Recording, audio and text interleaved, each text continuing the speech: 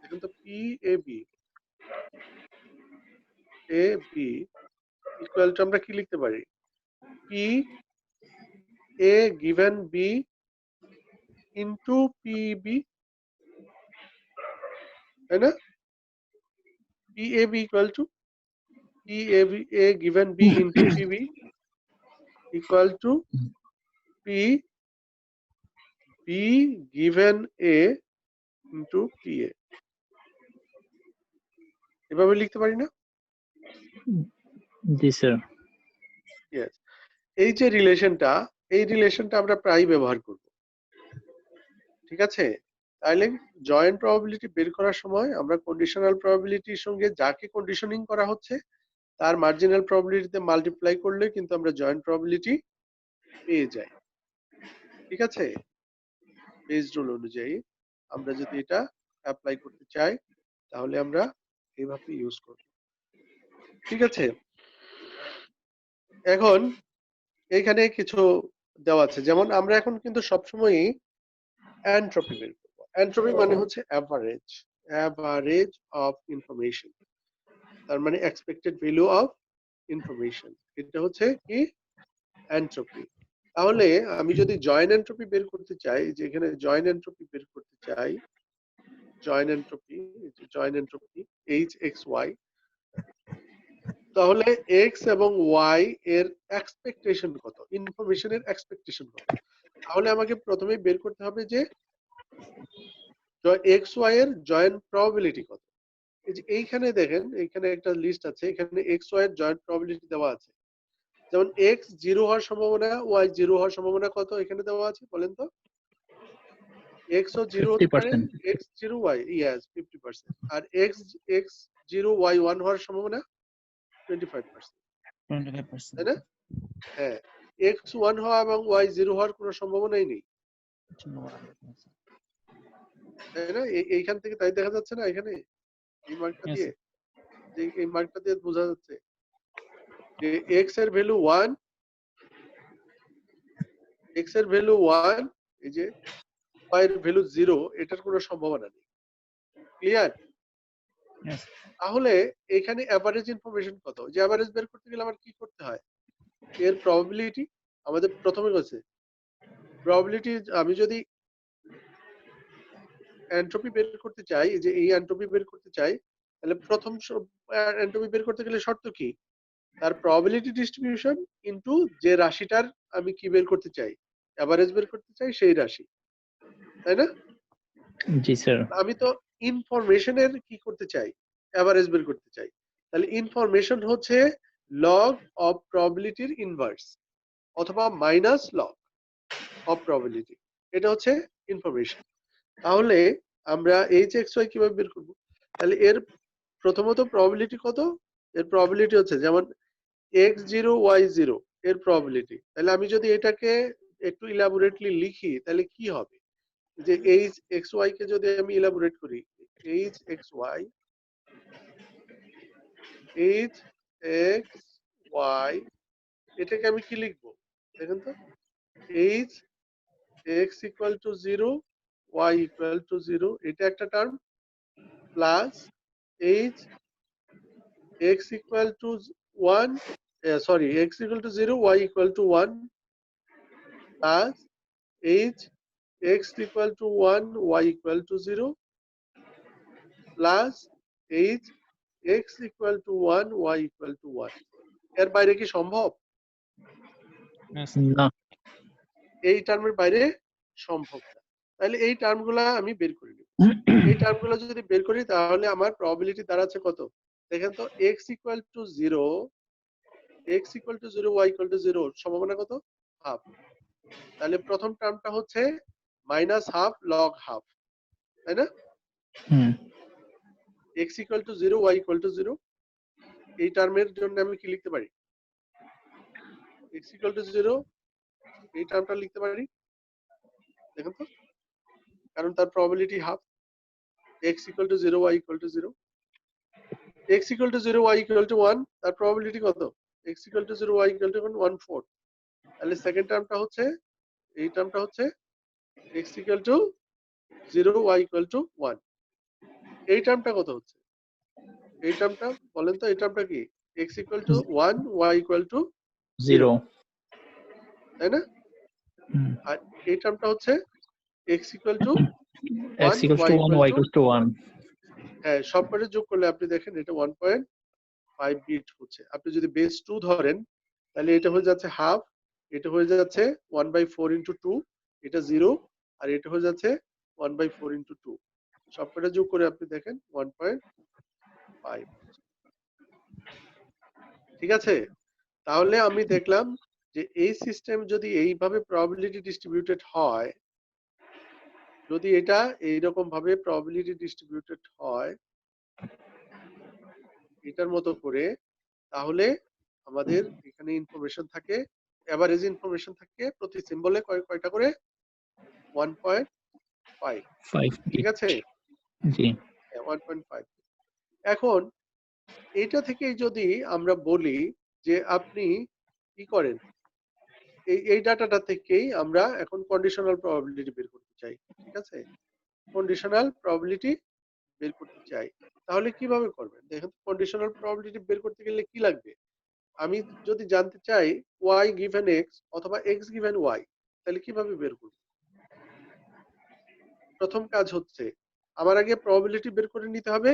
তারপরের কাজ হচ্ছে সেটা ফর্মুলাতে ফেলে আমাদের টোটাল এভারেজ ইনফরমেশনটা বের করতে হবে। আমার কিন্তু প্রথমে এই টার্মটা দেওয়া আছে। আমার দেওয়া আছে হচ্ছে যে এটা এই রেশিও। তাহলে এখন y given x যদি বের করতে চাই তাহলে এর প্রবাবিলিটি আগে বের করতে হবে। y given x equal to what বলেন তো? y given x equal to হচ্ছে pxy divided by px, তাই না? pxy divided by px px। তাহলে উপরের থেকে আমি যদি এটা বের করতে চাই, এই টার্ম থেকে প্রথমে আমাদের বের করে নিতে হবে, এই টার্ম থেকে প্রথমে আমাদের বের করে নিতে হবে px কত। px কিভাবে বের করব? px দেখেন তো ইকুয়াল টু, প্রথমে এই যে x যোগ করেন, আমরা বলছিলাম যে এটা তো জয়েন্ট প্রবাবিলিটি, এই যে এটা হচ্ছে জয়েন্ট প্রবাবিলিটি। জয়েন্ট প্রবাবিলিটির যদি আমি যোগ করে ফেলি তাহলে মার্জিনাল প্রবাবিলিটি পাওয়া যায়। যেমন এই দুইটাকে যদি আমি যোগ করি, প্রথম যে টার্মটা আছে, এই যে এই টার্মটা যদি প্রথম টার্মটা যোগ করি, এটা কত হচ্ছে দেখেন তো? 3/4 না? 3/4 হচ্ছে না? জি তার মানে x equal to 0 হওয়ার প্রবাবিলিটি হচ্ছে 3/4, আর x equal to 1 হওয়ার প্রবাবিলিটি হচ্ছে 1/4। তাহলে তো মার্জিনাল প্রবাবিলিটি পেয়ে গেছি না? হুম ইয়েস। তাহলে আমি যখন y given x বের করব, তাহলে আমাকে কি করতে হবে? এই টার্মগুলোকে, এই টার্ম এবং এই টার্মকে 3/4 দিয়ে ভাগ করতে হবে, আর এই টার্মটাকে, এই টার্ম এবং এই টার্মকে কি দিয়ে ভাগ করতে হবে? 1/4 দিয়ে ভাগ করতে হবে, তাই তো? ফর্মুলা অনুযায়ী p given a given b equal to হচ্ছে p a b divided divide by by B PB p b। হ্যাঁ, এই ফর্মুলা দিয়ে আমরা যদি কম্পেয়ার করি তাহলে আমরা এইভাবে বের করে নিতে পারি।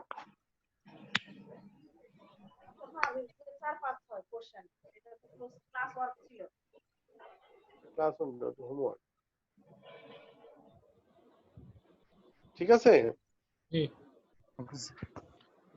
ওকে, তাহলে আমরা এটাকে ভাগ করে দেখেন তো, হাফ কে 3/4 দিয়ে ভাগ করেন তো, তাহলে কত আসে? 2/3 আসে না? জি স্যার হ্যাঁ, জি স্যার 2/3 ইয়েস 2/3। আবার 1/4 কে ভাগ করেন তো, তাহলে 1/3 আসে না? জি 0 কে যদি ভাগ করেন তাহলে তো 0ই, আর এটা 1। ঠিক আছে? 1/4 কে 1/4 দিয়ে ভাগ করলে তো 1ই হয়। ওয়ানে জি ঠিক আছে? তাহলে আমরা সবকটাই পেয়ে গেলাম। তাহলে এখন এখানে যেহেতু প্রবাবিলিটি পেয়ে গেছি, এখন এভারেজ ইনফরমেশন বের করার তো কোনো ঝামেলাই নাই, তাই না? জি এভারেজ ইনফরমেশন আমরা বের করে ফেলবো এই ফর্মুলা দিয়ে। যে এখানে ফর্মুলা আছে, আগের ফর্মুলাই। তার প্রবাবিলিটি ডিস্ট্রিবিউশন হচ্ছে হাফ, এই প্রবাবিলিটি ডিস্ট্রিবিউশন হচ্ছে হাফ আর তার ইনফরমেশন হচ্ছে 2/3, প্রবাবিলিটি ডিস্ট্রিবিউশন হচ্ছে 1/4, তার ডিস্ট্রিবিউশন হচ্ছে 1/3, প্রবাবিলিটি ডিস্ট্রিবিউশন হচ্ছে 0, তার লগে হচ্ছে 0, প্রবাবিলিটি ডিস্ট্রিবিউশন হচ্ছে 1/4, তার লগারিদমিক হচ্ছে 1, প্রবাবিলিটি 1। ঠিক আছে, তাহলে এটা যোগ করলে দেখা যাচ্ছে যে যখনই আমি কন্ডিশনিং করে ফেলছি, কন্ডিশনাল প্রবাবিলিটি করলে দেখেন তার ইনফরমেশন কত কমে গেছে। আগে কত ছিল এভারেজ ইনফরমেশন? 1.5 1, এখন হয়ে গেল 0.689, তাই না? কন্ডিশনিং করার ফলে যেহেতু একটা কন্ডিশনিং করা হয়েছে, তাহলে আরেকটা ঘটার সম্ভাবনা অনেক কম। কমে গেছে। হ্যাঁ, মানে সম্ভাবনা বেড়ে গেছে, মানে কারেক্ট হওয়ার সম্ভাবনা বেড়েছে। যে দুইটা জিনিসের মধ্যে যদি একটা জানা থাকে, তাহলে আরেকটা তো অটোমেটিক্যালি বলে দেওয়া যায়, তাই না? জি এই জন্যে এই অবস্থা ঘটেছে। ঠিক আছে, এখন আপনারা বের করতে পারবেন যে কোনোটাই,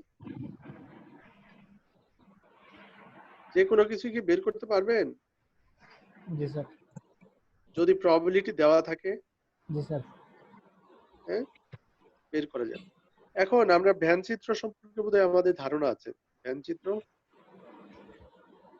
জি প্রবাবিলিটি গুলা কিন্তু ভ্যানচিত্র দিয়েও করা যায়। আমি এই যে কালকে অনেকক্ষণ আলোচনা করেছি, এটা হচ্ছে যে আমি যদি মার্জিনাল প্রবাবিলিটি বের করতে চাই, মার্জিনাল প্রবাবিলিটি, তাহলে কি করতে হয়?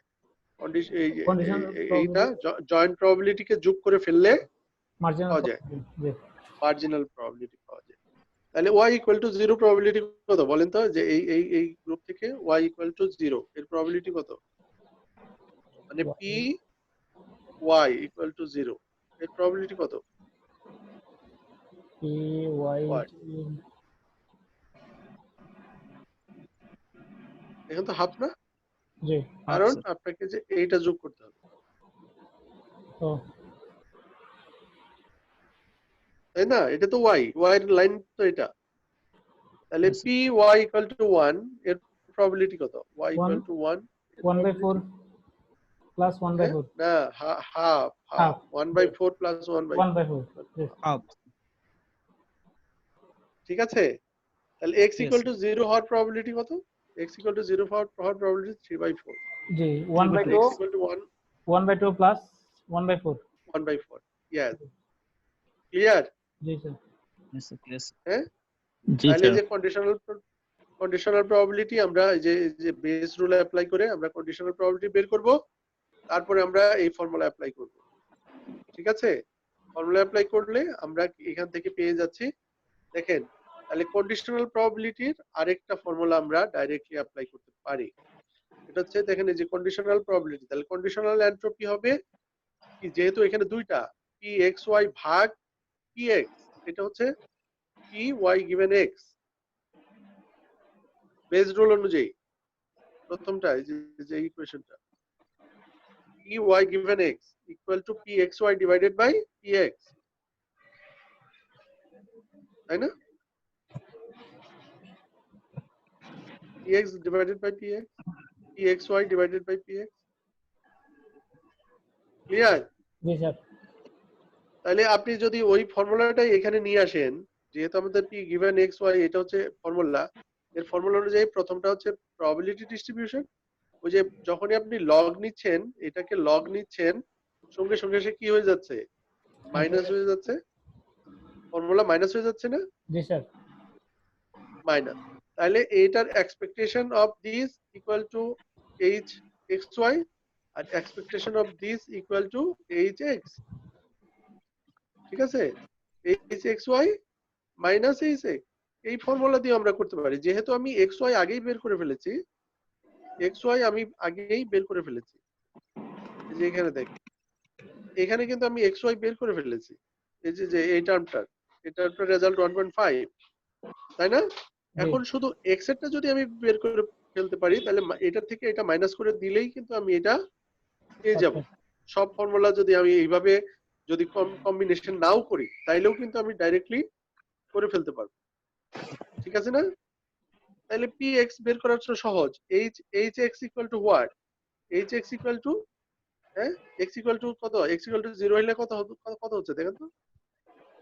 এটা কত ছিল, 3/4 ছিল না, জি 3/4 log 3/4 মাইনাস, এটাই তো formula, Yes, sir. Plus minus আরেকটা ছিল x ইকুয়াল টু 0 এর জন্য একবার, x ইকুয়াল টু 1 এর 1 জন্য এর জন্য একবার, দুইটা যোগ করলেই হবে। x ইকুয়াল টু 1 এর জন্য এটা কত ছিল, 1/4 1/4 1/4 log log 1/4 মাইনাস, দুইটাই মাইনাস হবে যেহেতু প্রবাবিলিটি দিয়ে আমরা করেছি, তাহলে ইনভার্স লিখতে হবে আপনাকে, ঠিক আছে। তাহলে এই দুইটা যোগ করলে আপনি x x1 পেয়ে যাবেন।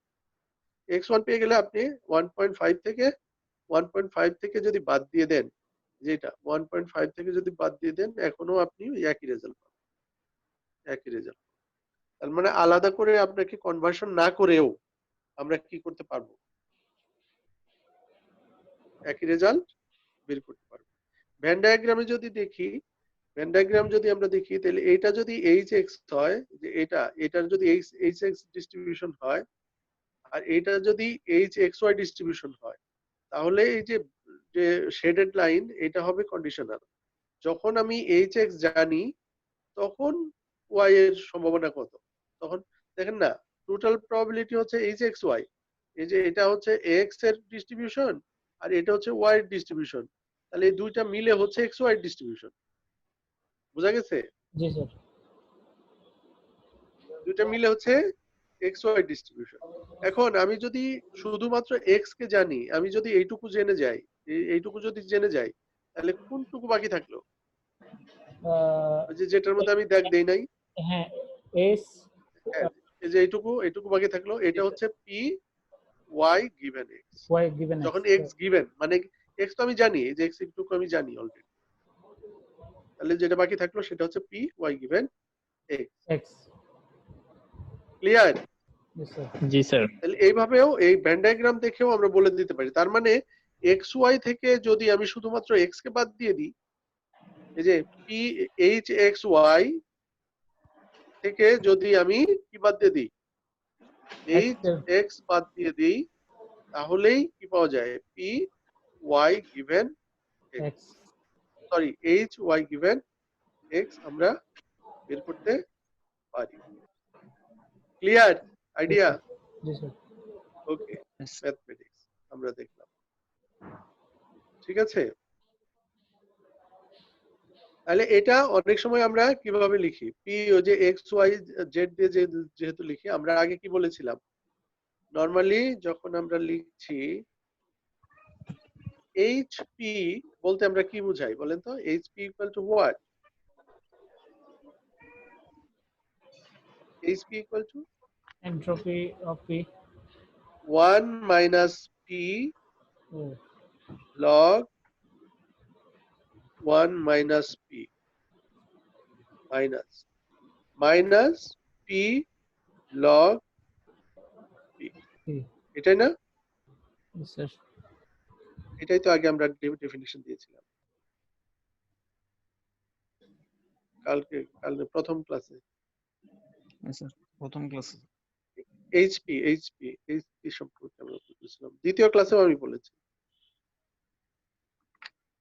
ঠিক আছে। তার মানে এই যে এখানে দেখেন সবসময় আমরা কিন্তু সামেশন দিয়ে লিখতেছি, এই যে সামেশন দিয়ে কেন লিখতেছি, কারণ এক্স এর অল পসিবিলিটি ওয়াই এর অল পসিবিলিটি এখানে নিতে হবে, কারণ এক্স এর এখানে দুইটাই ভ্যালু, ওয়াই এর এখানে দুইটাই ভ্যালু, কাজেই চারটা পসিবিলিটি হচ্ছে কয়টা, চারটা। ক্লিয়ার? জি স্যার কিন্তু এক্স এর ভ্যালু তো এরকম হতে পারে, x equal to 1, x equal to 2, x equal to 3, x equal two 4, এরকম আসতে পারে না, n পর্যন্ত হতে পারে জি এক্স ইকুয়াল টু 0, এইভাবেও তো থাকতে পারে, corresponding y equal to 1, Y equal to 2, y equal to 3, এগুলো তো আসতে পারে নাকি? জি Yes, sir. যদি এরকম আসে সেই ক্ষেত্রে আমরা কি পাবো,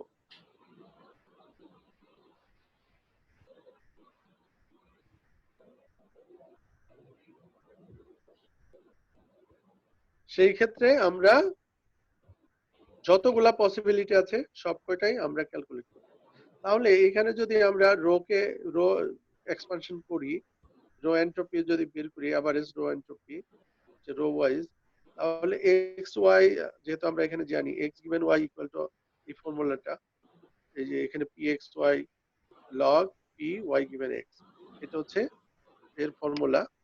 তাহলে এটাকে যদি আমরা একটা এক্সপ্যান্ড করি, p x y equal to what বলেন তো, p x y equal to what? P x y equal to p y given x into p x. কিছুক্ষণ আগেই আমি আজকে ক্লাসের শুরুতেই এটা করেছিলাম।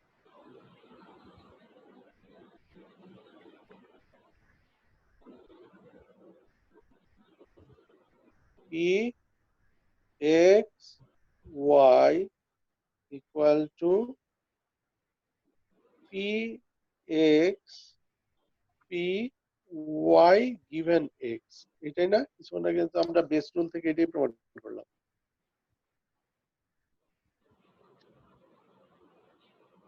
P x y equal to p x into p y given x, y given x. Clear? জি sir. Yes, sir. Yes.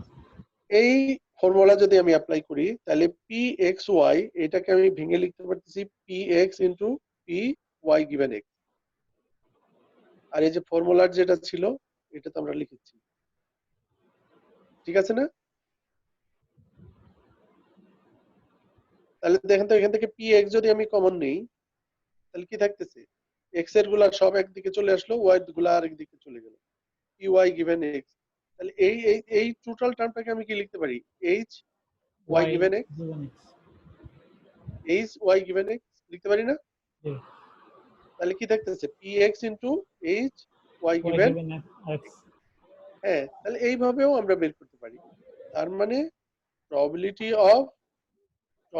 of x and y given x, যদি y given x আমার জানা থাকে, সেই ক্ষেত্রে আমরা ইজিলি এটা বের করতে পারবো। যেহেতু y given x আছে, এখানে আমরা y given x বের করে নিয়েছি। y given x হচ্ছে 1/3, তাহলে 3/4 ইন্টু 1/3। ঠিক একইভাবে y ইকুয়াল টু 1 হওয়ার প্রবাবিলিটি হচ্ছে 1। হ্যাঁ, 1। তারপর এই যে এখানে y এর প্রবাবিলিটি হচ্ছে 1। h ইকুয়াল টু 0 প্রথমটা, x ইকুয়াল টু 0 হওয়ার প্রবাবিলিটি, x ইকুয়াল টু 1 হওয়ার প্রবাবিলিটি। ঠিক আছে? এভাবে যদি আমি বের করে নিই, তাইলেও দেখেন একই রেজাল্ট বের করা যাচ্ছে। তার মানে কয়টা রিলেশন আমরা পেয়ে গেলাম y given x এর? তার মানে h y given x direct একটা পেয়ে গেছি equal to h x x, y minus h x, x, তাই না? জি,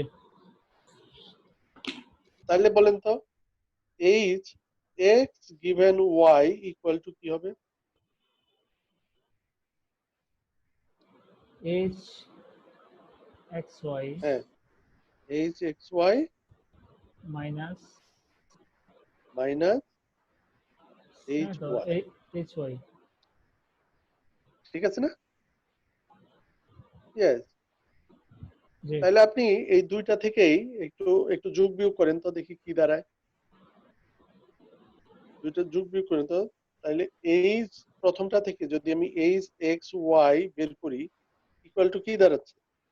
h h x given y plus plus h y h y, জি, equal to h x x y given x y given x plus plus h h x, জি, তাই না? জি, yes. এই রিলেশনটা আমরা বের করতে পারছি, এই দুইটা সমান। ঠিক আছে? তাহলে এই রিলেশন গুলা আমরা প্রায়ই ব্যবহার করব বিভিন্ন রকমের প্রবাবিলিটি বের করার জন্য। এখন চেইন রুল নিয়ে আমরা একটু কথা বলবো। চেইন রুল মানে প্রবাবিলিটির জন্য ভেরিয়েবল তো মাত্র দুইটা থাকবে তার কোনো নিশ্চয়তা নাই। ভেরিয়েবল আরো বেশি থাকতে পারে, মানে একটার সঙ্গে আরেকটা রিলেটেড, আরেকটার সঙ্গে আরেকটা রিলেটেড, চেইনের মতো। এটাকে আমরা বলি চেইন রুল। একটা ধরেন আপনার যে গলায় যারা চেন পরে বা ওই যে আমরা আংটি বানাই অথবা ওই কি বলে ওটা শিকল বানাই না, কোনো কিছু বেঁধে ফেলার জন্য যে আমরা শিকল বানাই, একটা শিকল যদি আপনি খুলে দেন তাহলে সেটার থাকবে ওইখান থেকে চেনটা না। ডিসকন্টিনিউয়াস হয়ে যাবে। জি তাহলে ওইরকম এক্স ওয়াই জেড, এইভাবে এক্স ওয়াই জেড যদি অনেক এইভাবে আরো ভেরিয়েবল আসতে থাকে, তাহলে এক্স এর সঙ্গে ওয়াই এর একটা রিলেশন আছে, ওয়াই এর সঙ্গে জেড এর একটা রিলেশন। ঠিক আছে, আপনি যদি ভেন ডায়াগ্রাম দেখেন, আমরা যদি একটা 3টা ভেরিয়েবলের ভেন ডায়াগ্রাম দেখি, এটা যদি এক্স এর ভেন ডায়াগ্রাম হয়,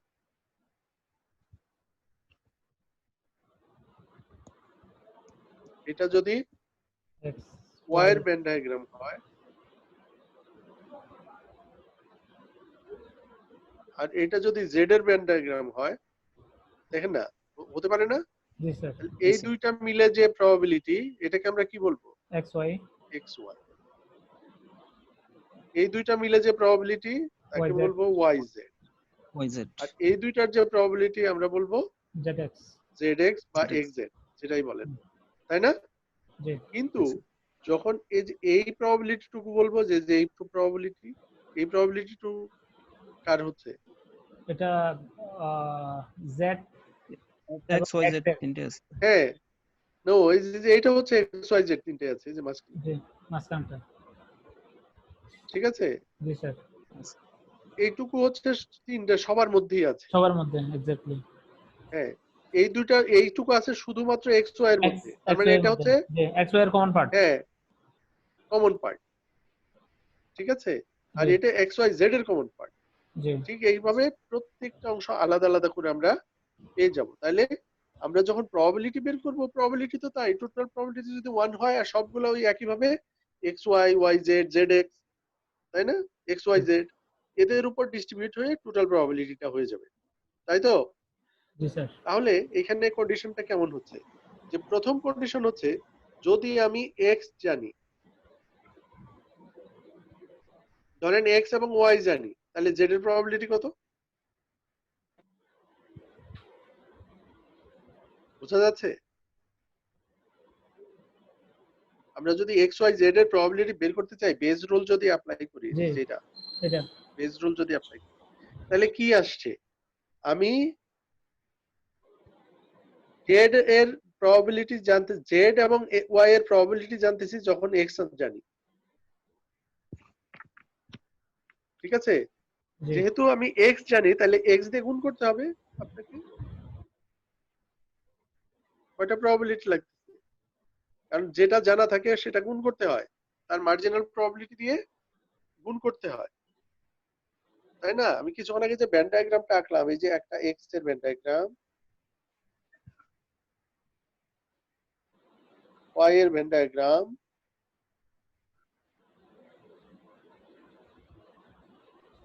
জেড এর ভেন ডায়াগ্রাম, তাই না? আমরা কি বের করতে চাচ্ছি? এক্স ওয়াই জেড, এই তিনটারই বিষয়টা আমি জানতে চাচ্ছি। তাহলে প্রথমে যদি আমি এক্স কে জানি, ধরেন এই যে এক্স নীল রঙের যেটা, সেটাকে যদি জানি, তাহলে আমার প্রবাবিলিটি কি কি থাকতেছে দেখেন তো? প্রবাবিলিটি কি থাকতেছে? y z জেড এবং ওয়াই, এই যে এটা জেড জি এটা ওয়াই, তাই না? জি স্যার। জেড ওয়াই থাকতেছে। আর যেহেতু আমি এক্স জানি, তাহলে এক্স যদি আমি বাদ দিয়ে দিই, তাহলে দেখেন তো এই যে এই অংশটুকু বাদ চলে যাচ্ছে না, বাদ চলে ওয়াই যাচ্ছে। এবং জেড জি এর মধ্যে? জি এক্স ওয়াই জেড তো বাদ যাচ্ছে, যে যে এই অংশটুকু, এইটুকু তো আমি জানি অলরেডি।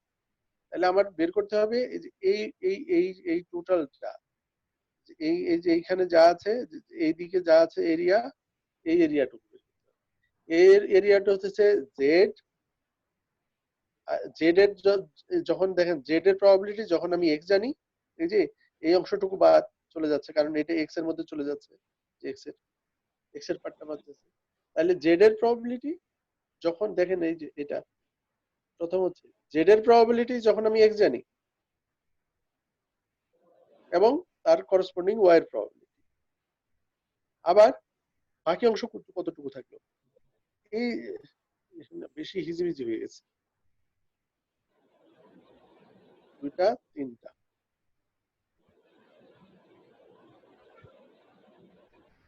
তিনটা।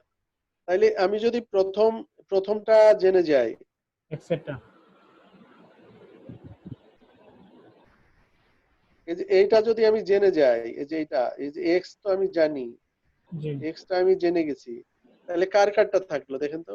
yz এই যে জেড এরটা থাকলো, এটা জেড এর আর এটা হচ্ছে ওয়াই y এর, জি তাই না?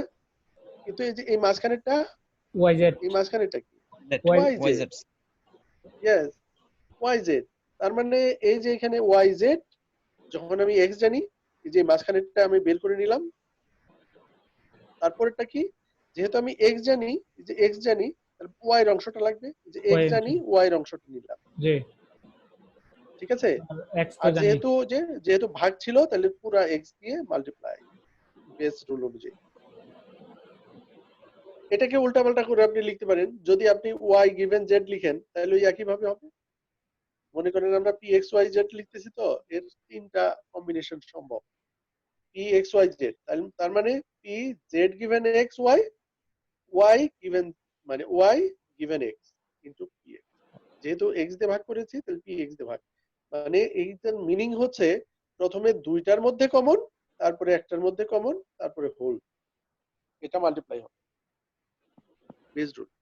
তিনটা জিনিস একটা জানি, তাহলে প্রথমে দুইটার মধ্যে কমন থাকছে যে পার্টটা, ইনটু একটার মধ্যে কমন থাকতেছে আর হোল, এটা। তাহলে পি পর্যন্ত বাকিগুলা কি হবে? এক্স ওয়াই জেড, কি লিখতে পারি? Equal to p x given y comma z into কি হবে বলেন? পি p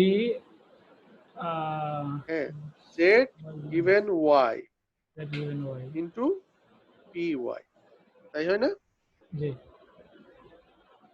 অথবা অথবা আরেকটা কি হতে পারে বলে তো? অথবা কি হতে পারে? P p x y z y z equal to p p x given y given also x comma z, এটাও তো হতে পারে, Yes, sir. তাই না? জি, জি। এইভাবে কতগুলা সম্ভব? কতগুলা তিনটা। সম্ভব? তিনটা 9টা সম্ভব, 9টা। ও এটা এই যে y given z, z given x, তাই না? Z given Yes, x sir. একটা,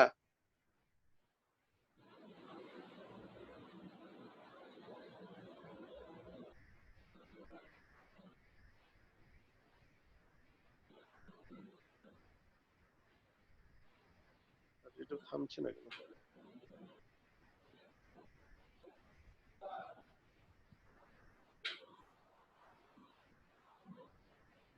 ঠিক আছে, হ্যালো। জি স্যার শুনতে পাচ্ছি তাহলে আমরা কি কি পাবো? X Z given X, Z given Y, তাই না? জি X given Y, Z given Y, আরেকটা কি হতো? Y given x, Y y given given z Z. এভাবে 9টা না, 9টা 6টা হবে টোটাল। আচ্ছা 9টা হয় না? 6টা হয়। 6টা হচ্ছে, 3টা থেকে 2টা করে নিয়ে যদি আমি সাজাই, তাহলে টোটাল 6 বার সাজানো যাবে। তিনটা স্যার জিনিসকে ফ্যাক্টরিয়াল 3 6টা হবে স্যার। হ্যাঁ 6টা হবে। আচ্ছা তাহলে 6 ভাবে এই রিলেশনটা বানানো সম্ভব। হ্যাঁ, সম্ভব তাহলে এন্ট্রপিও আমরা ওই একই ভাবে রিলেশন করে ডাইরেক্টলি ফর্মুলা দিয়ে করে ফেলব। ঠিক আছে, এটা। তাহলে এখন যদি আমরা এটাকে সামারাইজ করি, তাহলে কি দাঁড়াচ্ছে? তাহলে এন্ট্রপি হচ্ছে কি? এভারেজ, কি হবে বলেন তো? এভারেজ ইনফরমেশন, তাই না? জি তার মানে প্রবাবিলিটি ইনফরমেশনটা কি? Logarithmic of inverse of probability probability. হ্যাঁ, লগারিদমিকের ইনভার্স অফ প্রবাবিলিটি অথবা মাইনাস লগ প্রবাবিলিটি। ক্লিয়ার?